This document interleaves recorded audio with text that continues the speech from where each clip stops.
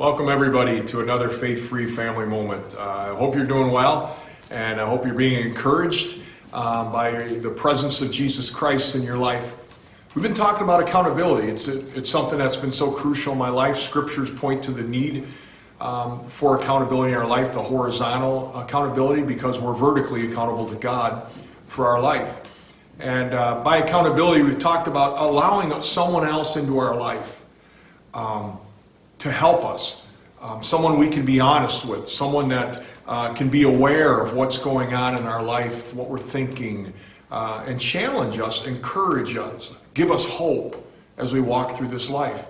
And we talked yesterday about benefits of accountability and the significance, the positive benefits of. And if you're not convinced of accountability, you should listen to yesterday.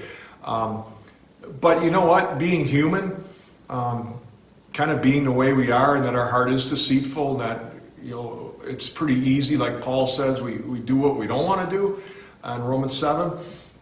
There are obstacles to accountability, and we need to be aware of them. Probably the first obstacle, I'd say, is a false confidence. We think we're pretty good. We think that we can do these things on our own. And I can't tell you how many times I've had someone lovingly point out to me and say, Matt, in our conversation, you've used the word me an awful lot. I've appreciated that. I need that, because it's easy to develop a false confidence that we got this thing together, that our ingenuity, our slick presentation of life, the portfolio we've put together. Accountability, one of the obstacles to it is false confidence. So be very careful.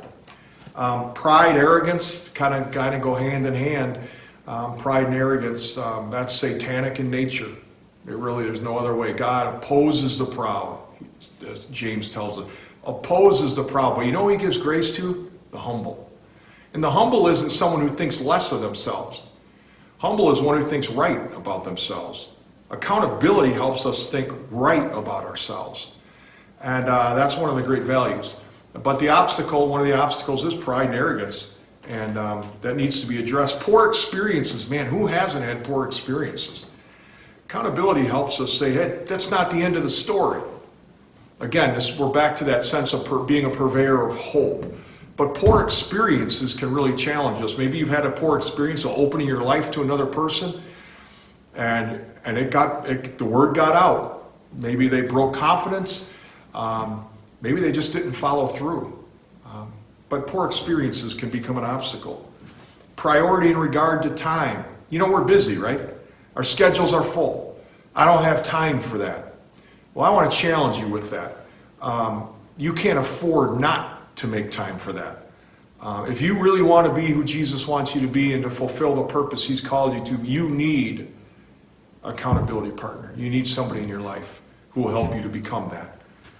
No sense of life purpose. You know what, to be honest, if you don't have a sense of what God's called you to do, if you don't have a sense of purpose in your life, the idea of accountability is going to be a little foreign to you, because why?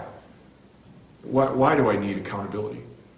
Well, one of the reasons you need it is for your calling, for what God's called you to do. And if you're a mom, Mother's Day is coming up. Happy Mother's Day, Mom. If you're a mother, you have a calling on your life, one of the highest callings. And let's be honest, moms, you probably need help. You probably need someone to encourage you and to challenge you to fulfill that calling. Dads, husbands, same thing. If you work in a factory, God's called you to be Jesus in that factory. Who's going to help you do it? Who's going to challenge you? Accountability. It's one of the huge pieces of that. Another obstacle is that people don't take an honest evaluation of their life. They don't stop and look within. It's one of, I think, the great values of communion. It causes us to stop and look within. And so I hope that you're taking time to do that. It's another obstacle when we don't do that. I'd like to ask you 5 questions to close up with. Can you name one or more people outside your family to who you've made yourself regularly accountable? I want you to answer that honestly. Are you aware of the dangers of not being accountable? Are you aware of that? When was the last time you gave an account for the private areas of your life? Think about it. What you watch, what you read, what's really going on in your mind and your heart? Ask yourself. Ask yourself this: what in your life right now has the potential to grow into a big problem? And who knows about it? I know that's hard. I know it's vulnerable. But other people need to be aware of what you're going through. And other people need someone. And they might need you to help them walk in integrity. And last question: what is it you really value in life, and who knows what it is?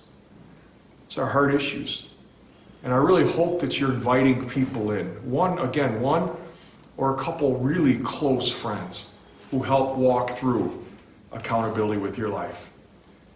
And so as you move towards a lifestyle of accountability, it's going to take intentionality, but you need to be aware of the obstacles, because there are many.